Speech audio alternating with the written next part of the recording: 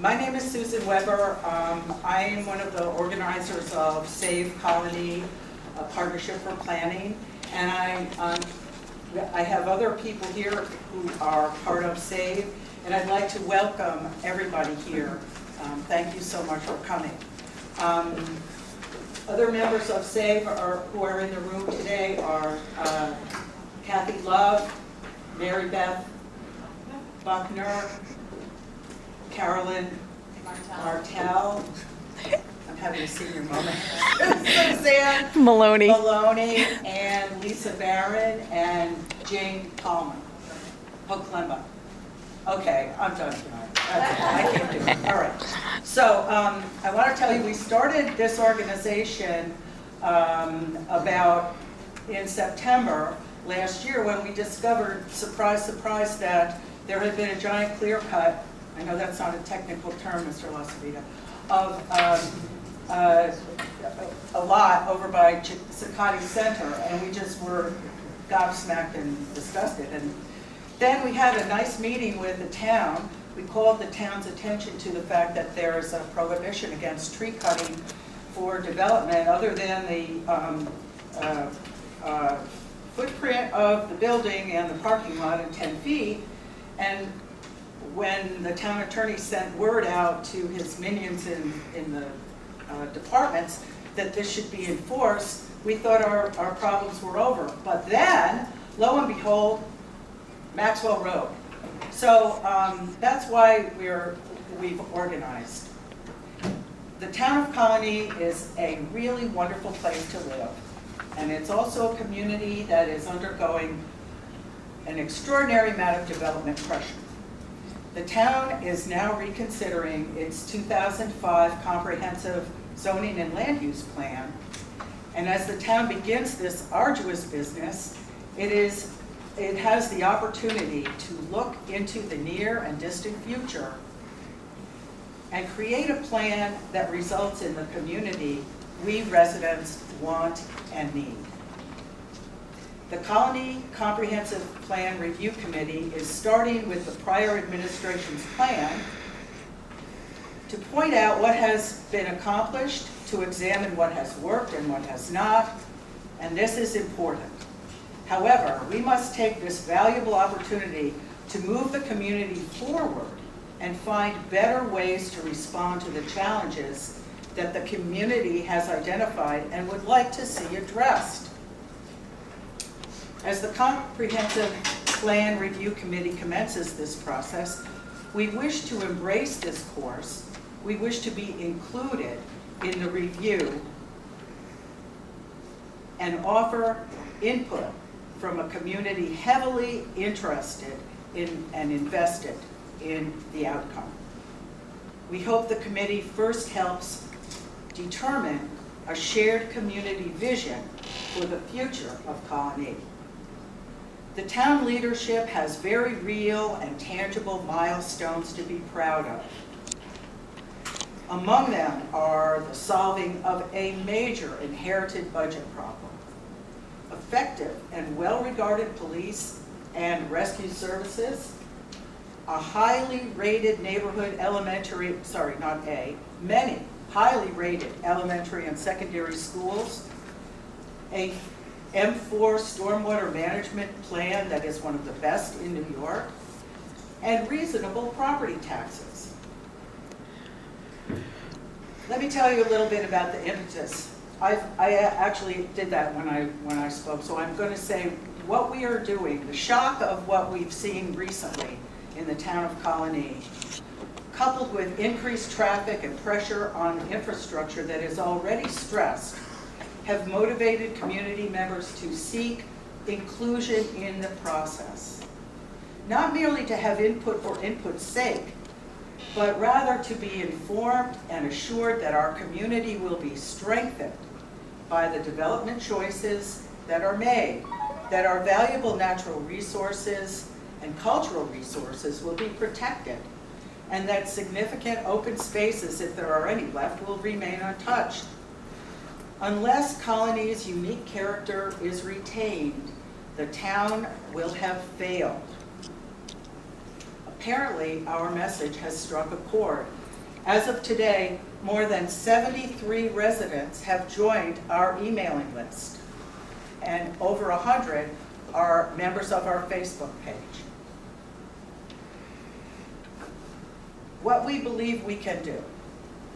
We have organized so that we can find human and other resources, useful resources already in and around our community, organize them, and provide them to the town as a useful way, in as useful a way as possible. We wish to be an asset and support and encourage best planning practices and smart growth. We are not opposed to development. We are in favor of smart, best practices, foster development. Okay, thank you all for coming. We started to notice this. You might recognize that. That would be right over there. One of the members on Margaret Drive said at one of the town planning board meetings that when she looked out her back window and she saw what actually had happened, she cried for 3 days. And that really stayed in my heart. That night I remember trying to go to sleep and thinking, oh my God, that poor woman.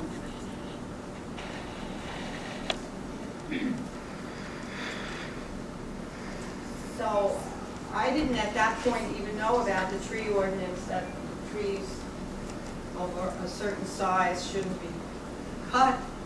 But when I saw this, I was like, oh my goodness, look at those beautiful trees. Plus, driving down Maxwell Road, you could feel the benefits of trees. Normally, in the past, it would get 10 degrees cooler, and it was just a wonderful feeling in the air. You could breathe, and then this was very upsetting.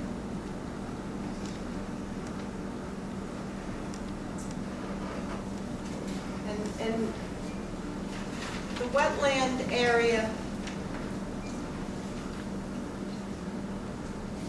even though it might not be labeled wetlands, a lot of wetlands, sort of like driving through Death Valley. When you get out of Death Valley, the next 60 miles is the exact same land as Death Valley was. Just because something isn't specifically a protected wetland area, possibly we should look at preserving it if it's in the same vicinity.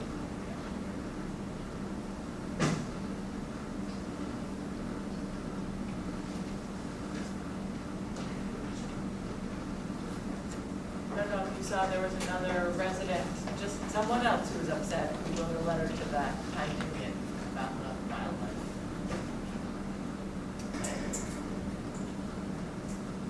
And I think we've all experienced this. It's just, it's getting horrendous, I think. It was listed in the 2005 Town's Comprehensive Plan as one of the 3 problems that residents were concerned about, was traffic, and it's only got worse. Flooding.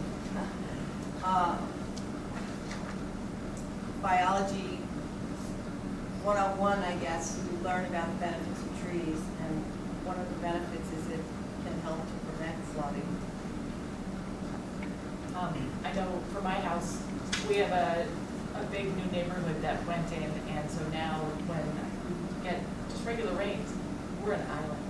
The storm water drains can't take it, and I'm just waiting for it to come to my house. Oh, and that last picture was a resident whose basement flooded, and she lost cameras. We understand that money is important, but if it's going to be at the risk of losing some of the environmental beauty of Colonie, it's not worth it. And that's really the key, is a balance.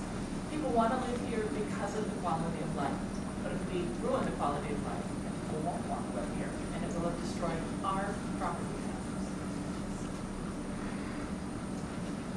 So we want to make sure that the best practices in urban planning is looked at. And I attended a DEC meeting with one of the other people that I just recently met.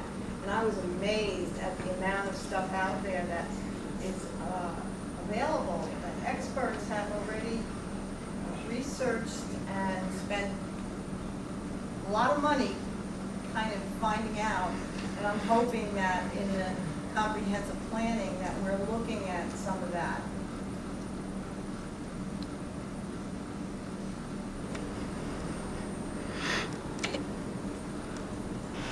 Because unbeknownst to me, until I joined this group, there are parts of the town that have inadequate water pressure. So it affects their daily lives as well as their ability to sell their houses. And it's been a problem for a long time that hasn't been addressed. And it just doesn't seem fair. They pay the same tax as I do, and they find one. You don't want this to happen. Some of the things you have to, by law, it's federal or state law that the property has to be like a wetland or a woodland has to be so many acres. But it's my understanding that if it doesn't fit under that criteria, the town still has jurisdiction over that.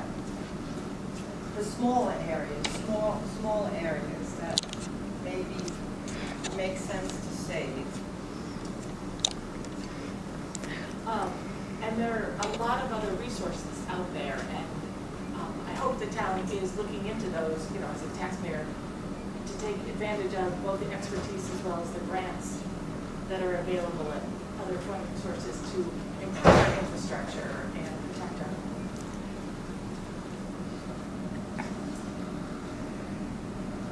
To me, this is very important. If you go to Crossings Park now, you can hardly get in there. That says to me people need more open space. People are craving the ability to have some trees and greenery around them. And study after study has shown, both for our physical as well as our mental health, we need to get outside in nature. And we're also busy. If it's not close, it's not going to happen. So we need to have it accessible.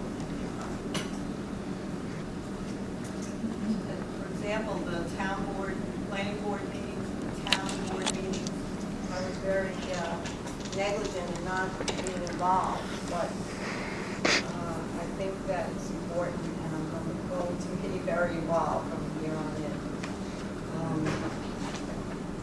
If you're on the email list too, we will keep you informed about what's coming up in agendas and where you might want to be to get your voices heard.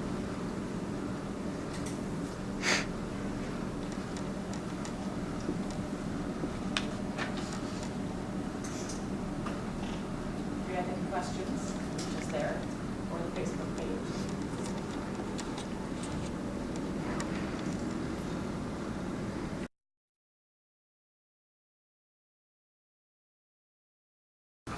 He profited from the sale of those trees.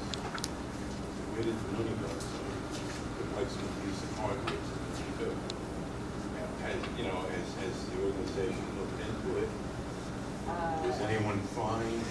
It spoken of the size limit on trees, 9 inches, whatever, mature trees. I mean, did the town seek to fine anyone, or has anyone attempted to push the issue, pursue it? I mean, unless there's a threat or an effort and enforcement, you know, talking is going to be a waste of time. You know, in one ear and out the other. I'm not saying you always have to sue, but the threat of it is very important. You can't be shy about taking legal action if that's what's necessary. May I respond to that? I believe that we had the same questions as you have. We went to the town board with our questions. Mr. Majuli is the town attorney. He assured us that every possible avenue is being taken to enforce whatever laws there are and impose whatever fines are available against the developer, who at that time was Mr. Finning. And I'm assuming although I do not know, that Mr. Finning has taken the benefit of those trees and taken them away and sold them. Well, Okay, so follow up with, trust but verify. you may do that. Mr. Majouli's with us tonight. Okay? Okay, could we continue and see what other people have to, you have another One more question? thing and then Okay, let it go. And that is, whatever you're doing, one thing I didn't see up there, but whatever plan, whatever effort you want to get involved with, I think that compliance measures, it relates back to it. Compliance measures are critical in any system, particularly with government. And, you cannot avoid, you can't just trust other people to be doing it. You have to have mechanisms to ensure compliance. That's what we have the town government for. That's their job. As long as they report, or you get Well- reports. Well, we have no authority to do anything like that. It's up to the town to enforce. And we're hoping that, Like I can address this gentleman's question. excellent, thank you, I appreciate that very much. I have to tell you, I'm Mike Julie, I'm the town attorney. I know. And what happened on Maxwell Road upset us as much as it upset you. Mr. Finney did not have a grading permit at the time that he cut those trees down. He had applied for a grading permit back in June of 2015, and the town denied it because he did not have all his wetland approvals in place, the SWIP filed yet.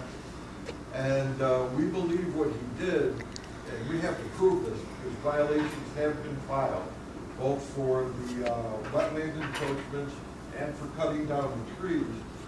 We believe that he was trying to skirt the grading permit issue by leaving those stumps and being able to claim, I didn't grade because the stumps are still there, I cut down the tree.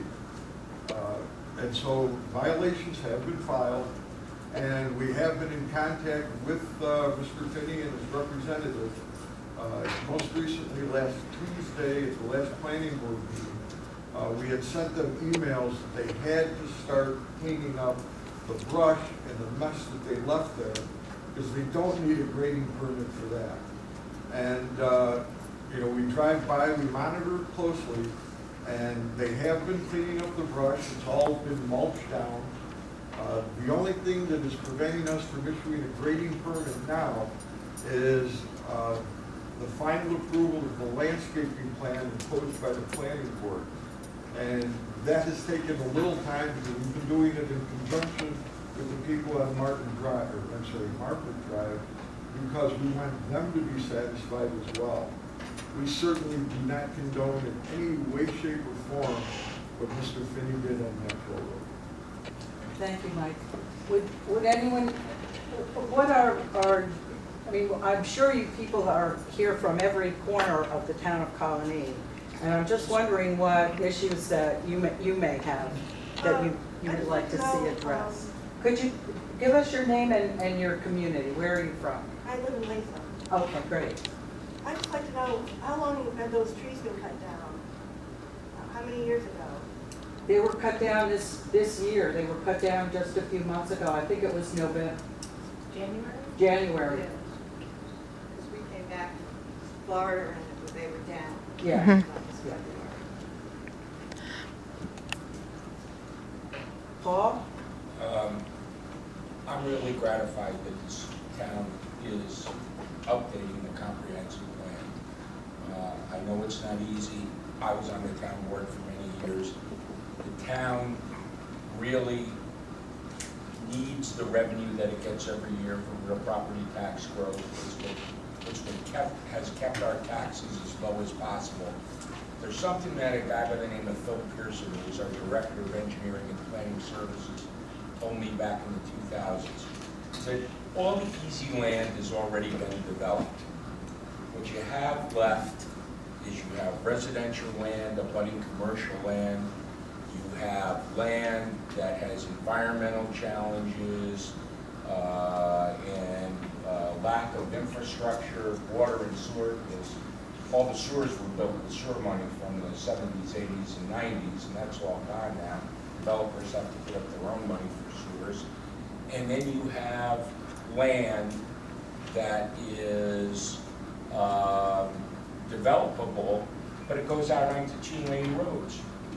And I would like to see us as a group urge the town to consider more performance zoning, where things that are approved fit more into the community. And my district is the area of these cut trees and right here, okay? And I realize that this project's been going on a long time, but those trees were cut in the fall and the winter, but yet the town gave final approval on April 4th, and they gave the developer 300% of the density of the underlying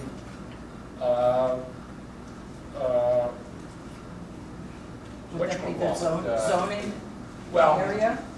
you know, normal residential zoning, you get about 2.5 houses per acre, 16,000 square foot lots. Well, they approved 55 units there on the, and called it senior housing. But it wasn't senior housing like anyone envisioned it when the zoning was put together, because senior housing was supposed to be for low-cost senior housing, high-rise, cut down the footprint, reduce the building cost, so that seniors selling their homes could have $1,500 and $1,600 rents. They approved 55 luxury townhomes that are going to cost between $375,000 and $450,000 a year, and they're duplex. And excuse me, I'm losing my voice, but Doesn't there's sound some like senior mechanism that housing to says, me. it's some mechanism that says, and I don't know if it goes with the deed or a homeowners association, someone 55 has to live in the building. Well, you know, development is good, revenue is good, increasing density by 300% in a troubled area is not good. At the same time this is happening, people are opposing, and the town did turn it down, 80 units on the Fogeltville farm on Shaker Road for a residential area that will accept 38 houses. And somehow there's this perception in the development community that the town will give incentives for development with greater density. And there are times when that is certainly appropriate. And, you know, PDDs were designed so that you could have flexibility with development and you could have mixed use. But to use them now to put 5 pounds in a 10, or 10 pounds in a 5-pound sack just doesn't seem right. I think you're getting down into the weeds here Okay. a little too far. Could you explain what PDDs are and how that's been used? A plan If development properly, you district, think? Once again, somebody comes in and says, and Mike would like to explain it, or tell me if I'm wrong. Someone's got 20 acres, and they come in and they say, well, I'd like to have, I've got some special features of this land. There's going to be a retention basin, and there's some mature trees we want to keep. So we'd like to change the setbacks. We'd like to change the width of the streets. We'd like to play around with the density, but overall the project will be better. Well, one of the rules is you're not supposed to go beyond the underlying density when you approve that. So, I mean, it's something I'd like to see the town stick to. The other thing that I have seen happen, which is different than when I was in town government, that I sort of am not fond of, and I intend to put all this into a letter and put it on the town website, and they get it up there, because that's going to be the public repository. But the town just, I'm not sure if it was in 2014, instituted special use permits. And special use permits are essentially a trump card to zoning. And with a special use permit, It does not require a vote of an elected town official to approve something which could be drastically different than the underlying zone.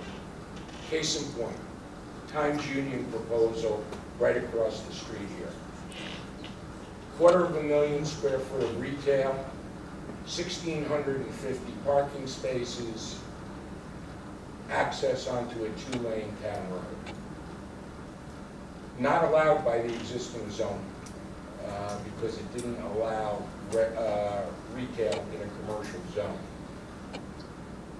They created a mechanism by which that could go to the zoning board of appeals, and a majority vote of the zoning board of appeals could approve it. I personally believe that anything that reflects rezoning should go back to the town board, where elected officials who are beholden to everyone in this room have to make the tough decisions. And, you know, the zoning board of appeals was really made for side yard setbacks, and so you could put your pool in, or you had a small parcel which was a little bit below the amount of square footage. It was never made for major real estate decisions. Zoning Board of Appeals doesn't really have a staff associated with it that, like the planning board does. And there's a bifurcated process where it bounces from the planning board to the zoning board, et cetera. And I realize I'm getting down in the weeds. But the only thing I'm asking, and the thing I would like to see this group advocate, and I will advocate, and I know there are others who will too, is that during this period where the town is studying its land use, its transportation, its infrastructure, its zoning, don't make matters worse. Stop the incentives, use underlying zoning, be conservative to what you approve, and err on the side of protecting